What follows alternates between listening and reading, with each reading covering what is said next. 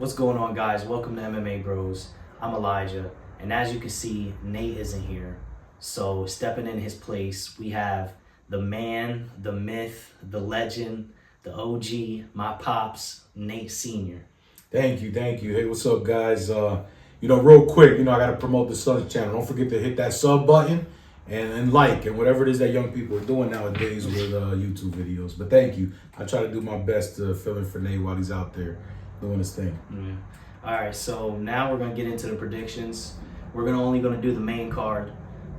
So starting off, we're gonna start with the opener for the main card: Ode Osbourne versus Ronaldo Rodriguez. And I'm going with Ronaldo Rodriguez because Osbourne, he's a journeyman. He's never really gonna be nothing in the sport. Honestly, he lost his last 2 fights in a row by submission.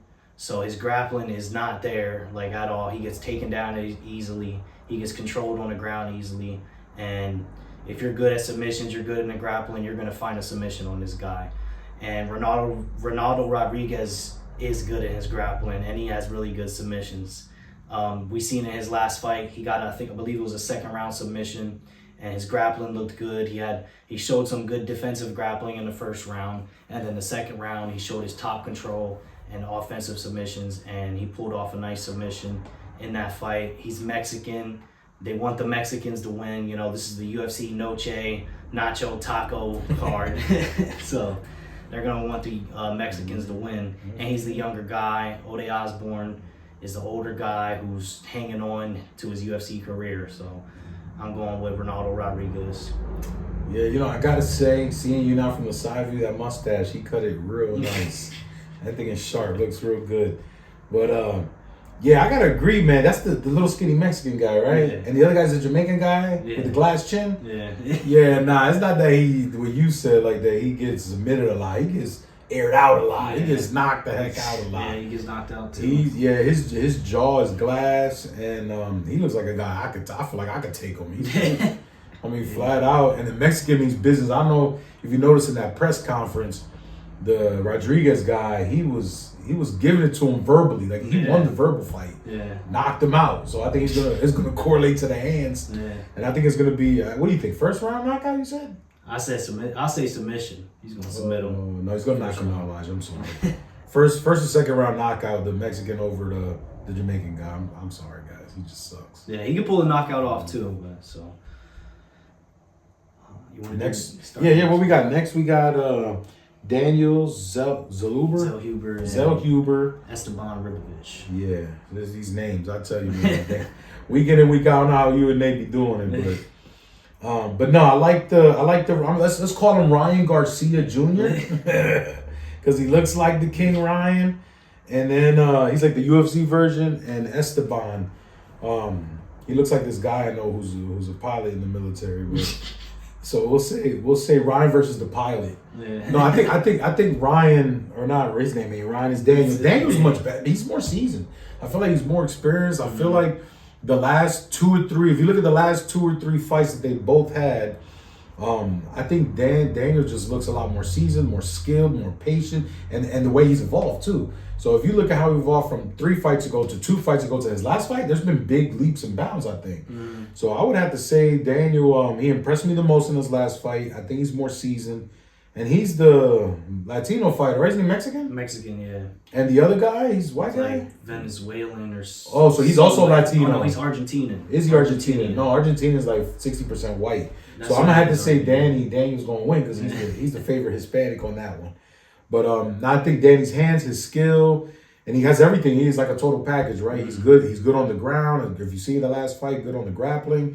He's good with the takedown defense, and his hands he's precise. He's not hitting with a crazy amount of power, but he's throwing very precise, and he's careful, he's methodical, he's systematic, and he just seems a lot more seasoned as far as technique.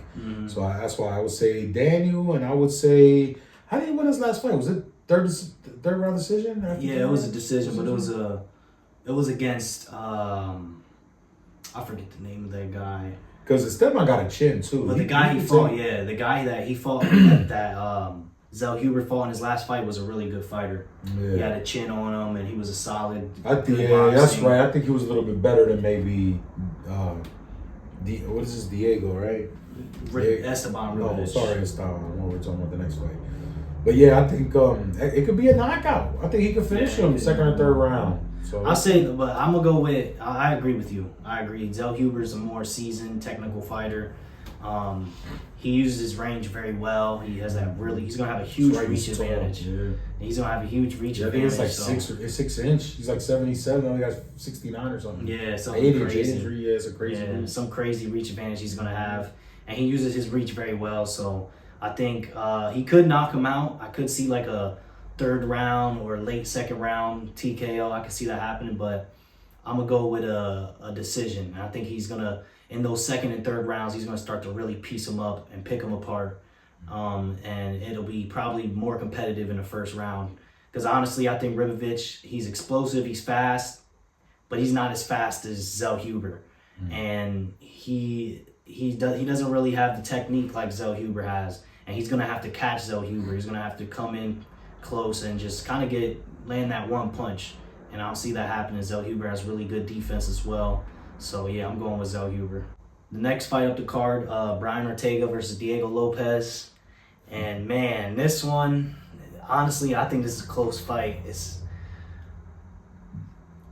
hard to say like who I think is gonna win. I've been debating back and forth, honestly.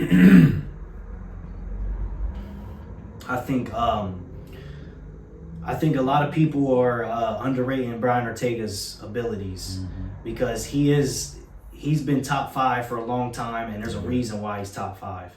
And Diego Lopez is really good as well, and I'm a huge fan of Diego Lopez. And honestly, I want him to win. I want to see him win and see him fight Topuria for the belt. Like, that'd be dope. I'm a huge fan of Diego Lopez. But this is going to be a tough one. It's not going to be an easy fight, in my personal opinion. And Diego Lopez, he could knock out Brian Ortega, but Brian Ortega has never been knocked out before, and he's been standing in front of Max Holloway, Volkanovski, Yair Rodriguez, and he took everything they had, and he was still standing there. He was still in the pocket, exchanging with these guys, and against Yair Rodriguez, he still found his way to win, and he's a really good underdog type of fighter, and I think, honestly, I'm gonna go with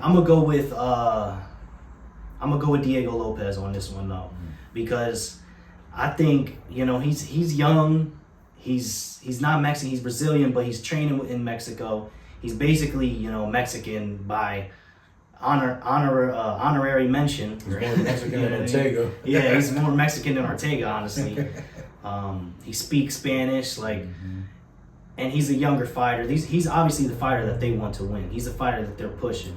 So if this gets to a close decision, which I can see that happening, I think Brian Ortega is going to get hurt in the early rounds, and it's going to be very dangerous for him. He's going to look slow, and Lopez is going to look fast, and he might land some big, powerful shots and rock him and hurt him. But I think Ortega is going to overcome it, and I think he's going to be able to stay in the fight. And as the fight goes on, especially this is a 3-round fight, I believe. This is a 3-round fight, so I gotta go with Diego Lopez in a 3-round fight, because I think Ortega in that 3rd round, that's where he's gonna start to pick up. You know what I mean? That's where he's gonna start to pick up. Lopez is gonna slow down, and that's when Ortega can maybe find a finish if he can really break him like that. But I don't see that happening. Diego Lopez is tough, he's gritty, and if it gets to a close split decision, they're gonna give it to Diego Lopez, no matter who really won when you break it down. It's going to be a close fight, in my personal opinion. I'm going to go with Diego Lopez. That was a really good analysis. I don't know why I'm here. So I'll tell you what, I agree 100%. Only thing I'll add is not what I think is going to happen, just based off the past history and being a fan of both of these guys. Diego's only been around for a year. I feel like he's been around forever. And you know why? Because I feel like he's the guy that we've been waiting for a minute. That's how I feel. So I'm going to go with my feelings and my gut and what I want to see happen. I want to see that up-and-comer Diego Lopez knock out Ortega in the 1st or 2nd round. A crazy surprise knockout. Just trash Ortega as much as I like him. But I think it's time for the old guys to be done, retire, move. And I like Brian Ortega because he has the heart. and he has that ability to go kind of like the greats, like Usman and Anderson Silva, to just go out fighting. Screw it. These young people, they're beating us down. Let me make sure. Let me get 3 or 4 beat downs to make sure before I retire. And I see Brian Ortega getting his first one beat down to retirement. And I really, that's what I look forward to seeing. I like Diego Lopez. He's exciting. He's respectful. He's humble.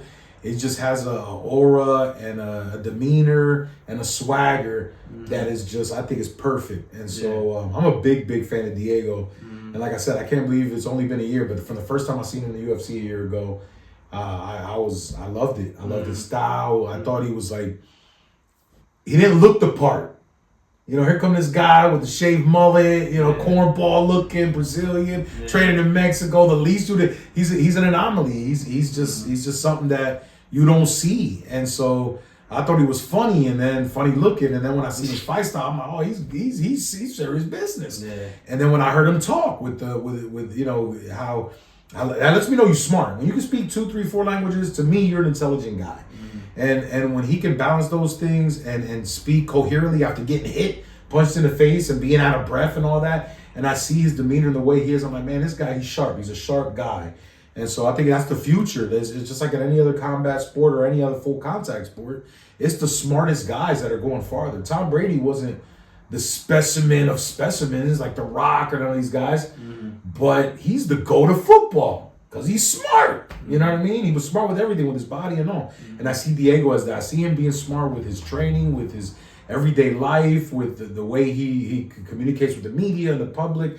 I just see him as a very intelligent guy. And I admire that. I like that because it's more than just brawn, it's brains. And I think he brings it. He's a lot smarter than what people think because he doesn't speak English as much.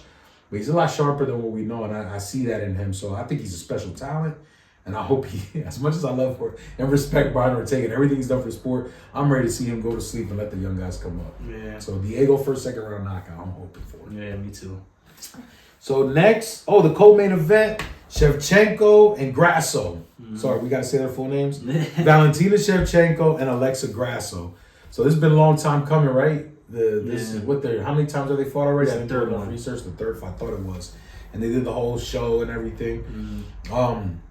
This is Noche UFC. Grasso got to beat her. And if they both... Here's the thing. Shevchenko's been doing it for a long time. I think Alexa's still young. And I think that when fighters improve from one fight to the next or one camp to the next, the younger fighters they improve a lot more. Does that make sense? Yeah. Shevchenko's been doing it for a long time. And her last couple of fights, I haven't really seen her grow by leaps and bounds. Get a little bit better, a little smarter, a little bit more efficient. But not leaps and bounds like folks like Grasso, who's still young and still fresh in this, I guess, compared to veteran like Shevchenko. I think this is the passing of the torch. I think Grasso beats her. It's Noche UFC. Que viva Mexico. Alexa's going to pull it off. She's going to do it. And I want to say she finishes Shevchenko before the halfway mark, before halfway through the third round. I think she finishes her somehow. Whether it's a submission or gets a good hit. Or a stoppage, a TKO. I think Shevchenko gives out by the midway of the fight. That'd be crazy. I think it's gonna go to decision though, because I think it's gonna be a very close fight. Because I think it's gonna be similar to the last one. You know, the last one was a very close fight. Shevchenko, honestly, like when I think about it, Shevchenko is the better fighter. Like that's what I see, but they are so close in competition to where every time they fight, it's going to be close, like the last one. But, you know, we all thought that Shevchenko should have won that fight. And, you know, in that last round, they gave Grasso a 10-8 when it was clear that she definitely wasn't beating down Shevchenko. It was a Shevchenko round, honestly, that 5th round, which is just insane to give Alexa Grasso a 10-8. So, you know, they want Alexa Grasso to win. So that's what I think is going to happen too, though. I think it's going to be a close fight, just like the last one again. And in order for Shevchenko to win, she's going to need a finish because these judges, they're going to give it to Grasso no matter what. Bias? So, yeah, we can just quickly glaze over this one because nobody really cares too much. So moving on to the next fight. We got Sean O'Malley versus Merab. Dvalishvili, the main event. How do you say his name, Merab's again? Dvalishvili. I'm not even gonna attempt that. So I'm going with Sean O'Malley. I think Merab could pull it off. He's a really tough son of a gun. He's got an insane cardio, and he's a good wrestler. But you know, when you look at it, skill for skill, he's just not good. Like Merab doesn't have any skills. He just has good cardio and insane recovery, good chin. That's all he's got. He's not like, there's nothing about him that's like, wow, he's really good at this one area other than his cardio and his chin. He's well-rounded. Yeah, he's well-rounded, and he's good at mixing in the grappling with his striking and chaining the wrestling. But Sean O'Malley has really good takedown defense. And in my opinion, Sean O'Malley is arguably the best striker in the UFC. Like, when you look at it, what he's able to do with his hands and his feet on the back foot and on the front foot, not a lot of guys are able to do that, unless you're talking about like Alex Pereira. And even when you compare Alex Pereira to Sean O'Malley, I don't want to get too far on this, but even when you compare Alex Pereira to Sean O'Malley, Pereira isn't doing these spinning body kicks, and he's in a higher weight class as well. So, you know, Alex Pereira is definitely one of the best two kickboxer strikers in the UFC. He's but a the point I'm trying to make here is O'Malley's up there with Alex Pereira. So Merab cannot keep this fight on the feet for too long, and he does fail takedowns a lot in his fights, especially in the early rounds. Like, he relies on you gassing out and getting tired, and then as the fight goes on, then he starts to ragdoll you and beat you down. And O'Malley has good cardio. He has good takedown defense. And as long as this fight stays on the feet, I see Merab getting tagged up, and he's going to get hurt.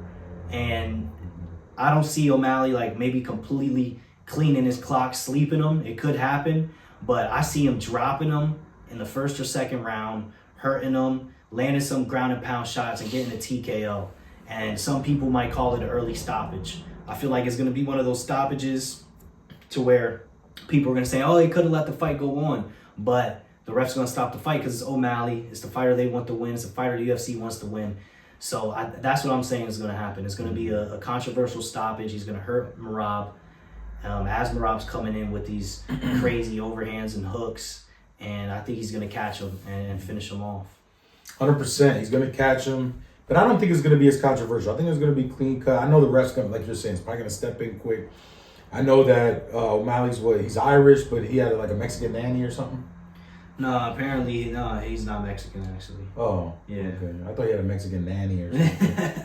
But anyways, O'Malley's the favorite. Not just that, but O'Malley's clearly the more skilled, better fighter. Yeah. Merab is like that journeyman training guy that just was better at training than the other guys with the champ. That's all it was, right? And he actually got some good fights coming up because same strategy you said. He will wrestle you, tire you down, and then in the end get all crazy and have fun. He's not doing that with O'Malley. He's not taking him down, and he's not going to exhaust him because you're right. He's got the stamina. So I agree. O'Malley knocks him out first, second round. All my predictions were first, second round knockouts. I think that's what I want to happen. I want everybody to get knocked out by the second round. I want to go get some popcorn and then go back to the TV 20 minutes later to see another knockout.